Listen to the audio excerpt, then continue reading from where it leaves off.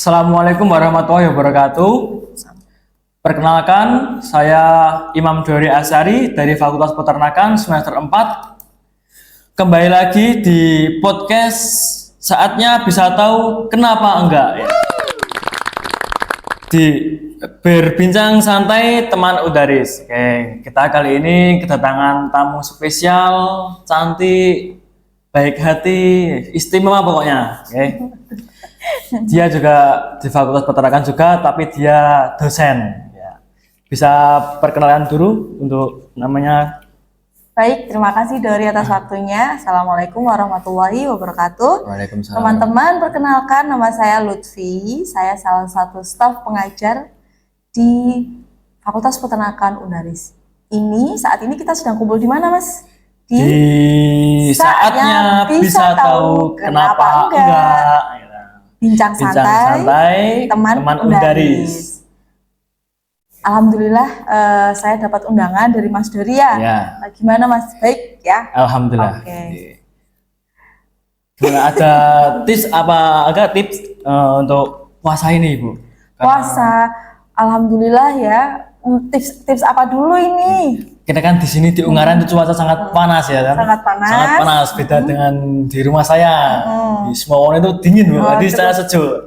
Saya kesini tuh kaget, Ibu. Kenapa? Gimana? Kenapa? Panas banget soalnya. Panas banget. Ya, kayak di Semarang bawah ini. Iya. Dekat laut ya. Gimana, ada tips buat ini, Bu, untuk puasa supaya sampai maghrib nanti kuat gitu, Bu? Kuat menjalankan ibadah puasa. Saya tanya dulu, puasa nggak nih dari? Puasa itu. Alhamdulillah. Puasa wajib soalnya. Wajib ini. ya. Tidak ada halangan. Alhamdulillah wajib dan tidak ada halangan ya. Kebetulan kalau saya di kelas suka melihat nih mahasiswa itu kalau pas puasa ternyata di kelas itu banyak yang ngantuk. Banyak yang ngantuk? Iya. Nah, itu berawal dari apa yang dimakan saat sahur. Gitu. Jadi gitu. Nah, kira-kira kamu sebagai anak kos kan? Ya. Iya. Kalau sahur tuh makannya apa dulu nih di sahur? Saya sendiri tuh kalau sahur, Ibu, makannya tuh sego Indomie, Bu. Nah, sego Indomie. Ini yang kebanyakan teman-teman tuh lucu. Nasi, udah nasi, lauknya Indomie, kerupuk, pakai teh hangat, manis pula. Nah, semuanya itu mengandung gula, kadarnya tinggi sekali.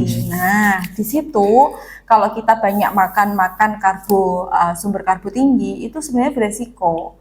Resikonya adalah menaikkan gula darah dan efeknya kalau berkegiatan sepanjang hari bikin ngantuk. Bikin ngantuk, jadi belajar jadi nggak fokus, kan gitu. Nah, ada beberapa tips dan trik kalau selama puasa itu harus diimbangi dengan makanan yang seimbang. Salah satunya adalah memenuhi kebutuhan protein hewani. Coba sekarang aku tanya, kamu di kelas pasti apal. Apa aja produk peternakan? Ayo. Produk peternakan tuh banyak, Ibu. Ada daging, susu, telur, Bu. Ya, itu yang jelas tuh daging itu, Bu. Iya. Sangat enak ya, Bu ya. Daging kan ada dua macam ya.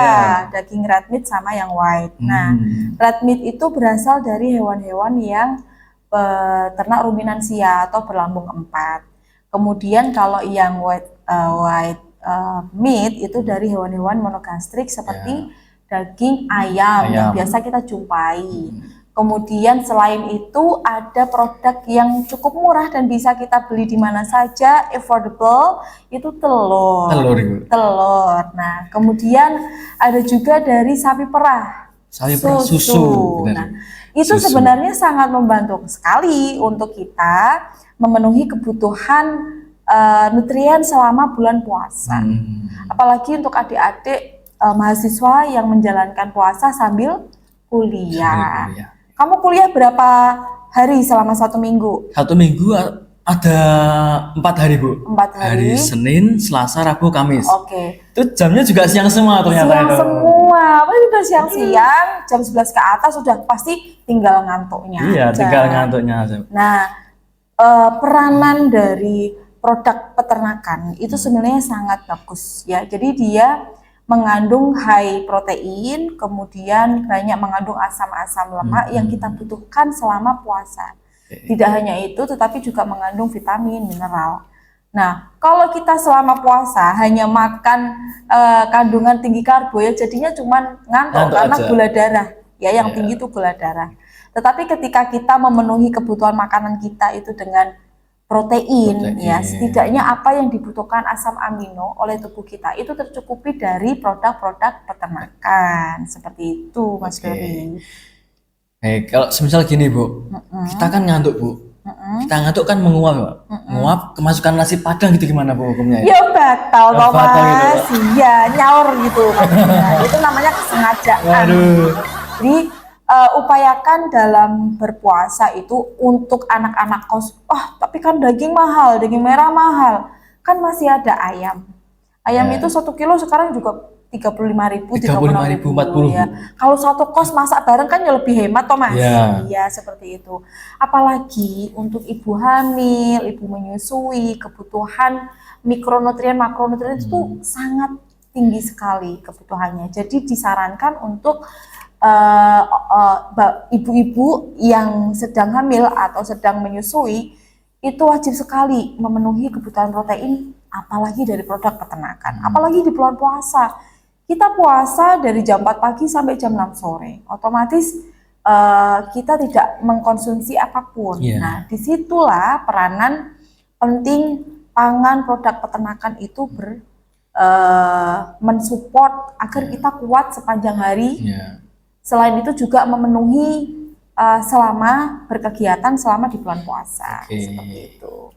Berarti wajib banget ini ya, produk peternakan tuh wajib banget ya. Wajib banget ada untuk anak kos minimal telur. Minimal telur sama susu. Iya, jangan hanya nasi putih sama apalagi ditambah lauknya itu Indomie, udah itu.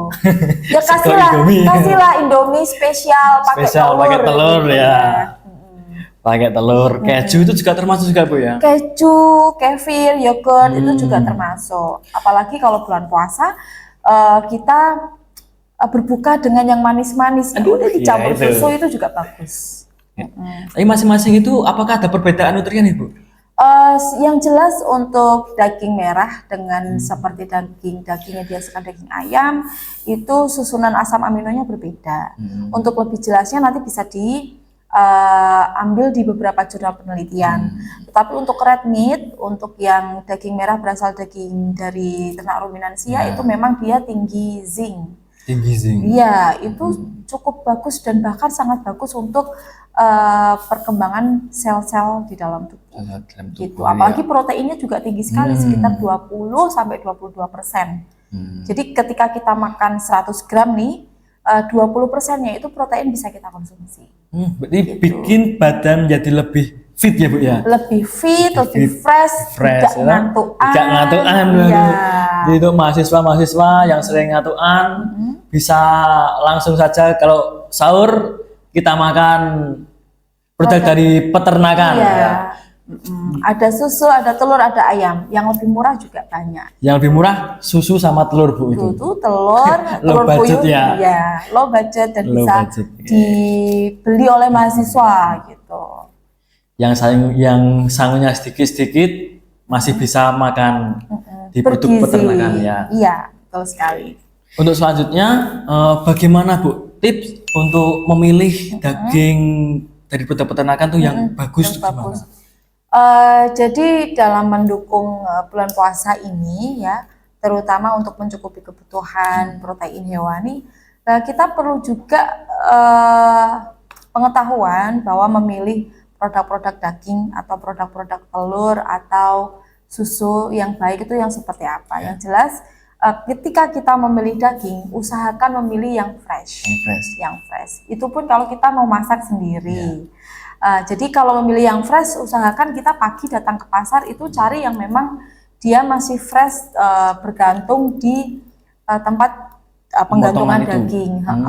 Jadi tidak berair, keset, warnanya merah cerah gitu.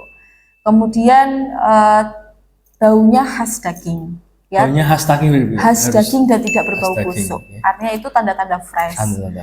Kemudian kalau untuk telur biasanya ya, kalau dia dibeli di pasar tradisional gitu, kita pilih yang dia tidak, kalau di kocak gitu, dia tidak kocak. Tidak bunyi. Tidak bunyi. Nah, itu berarti tandanya dia masih fresh. Seperti itu.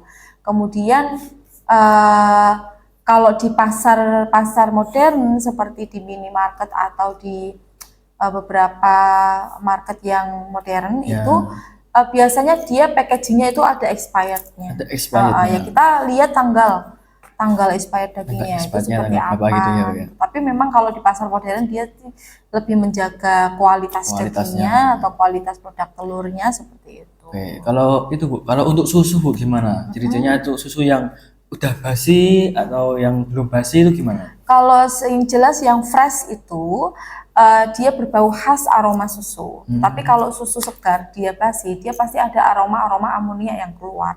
Itu tandanya dia sudah terdekomposisi oleh bakteri. Nah itu jangan kemudian kita memaksa. Oh ini mungkin karena seperti keju ya atau seperti yogurt, tidak seperti itu. Jadi kemudian kalau susu yang tidak segar dia ada gumpalan. Ada gumpalan Iya, seperti lemak-lemak gitu. iya, di atasnya. Gitu.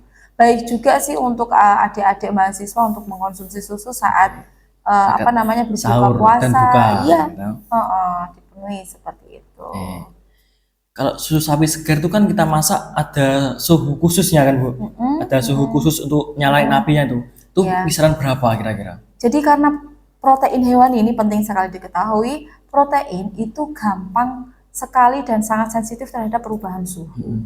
Jadi usahakan kalau untuk susu itu misalkan mau merebus susu segar ya, itu diusahakan di suhu 60 sampai 70 derajat, tidak sampai pada 100 derajat. 60 sampai 70 ya? Ya, itu biasanya proses pasteurisasi beberapa bakteri yang bisa beberapa proses pemanasan di situ itu menghilangkan bakteri yang memang tidak tahan di suhu tersebut. Suhu tinggi panas tadi ya.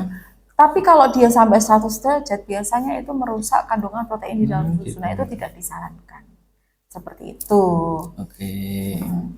Jadi kalau misalnya kita masak susu nih Bu ya, kita masak susu dengan suhu yang tinggi Bu, 100 derajat lebih lah. Itu misalnya kita konsumsi juga, apakah bermanfaat juga di dalam tubuh kita itu? Sebenarnya bermanfaat, tetapi manfaatnya berkurang. Berkurang. Ya, seharusnya misalkan kamu menerima 100 mg protein, tetapi karena pemanasan yang berlebihan, ternyata proteinnya rusak. Jadi hanya sebagian yang bisa kita terima baik di dalam tubuh. Gitu. Oke. Jadi lebih baik itu 60 derajat sampai 70 derajat Celcius untuk memasak susu segar. Ternyata kita udah lama banget Bu ngobrol-ngobrol gini, sharing-sharing ya. Ya. Apakah ada pesan untuk teman-teman yang nonton ini tentang peternakan ini, produk peternakan ini? Oke, baik teman-teman di rumah yang menjalani ibadah puasa, selama ibadah puasa mari kita support kebutuhan nutrien kita dari produk peternakan. Ya, ada susu, ada daging, ada telur, ya semua kita penuhi selama puasa agar kita tetap berstamina, fit, menjalankan ibadah puasa, tetap fokus, stay sehat untuk semuanya. Dan jangan lupa untuk adik-adik calon mahasiswa, jangan lupa daftar di Undaris, terutama di Fakultas Peternakan, agar kita bisa belajar lebih jauh lagi tentang peternakan dan bagaimana kedepannya peternakan ini jauh lebih berkembang. Dan kita ingat, kita butuh produk peternakan setiap hari. Artinya peternakan selama hidup kita itu lifetime gitu. Ya siap, terima kasih ya Bu Lutfi untuk waktunya. Ya. Dari jauh-jauh dari Semarang Barat ke sini. Terima kasih sudah diundang. Oke, saya Imam Duri Asyari undur diri untuk podcast kali ini. Wassalamualaikum warahmatullahi wabarakatuh.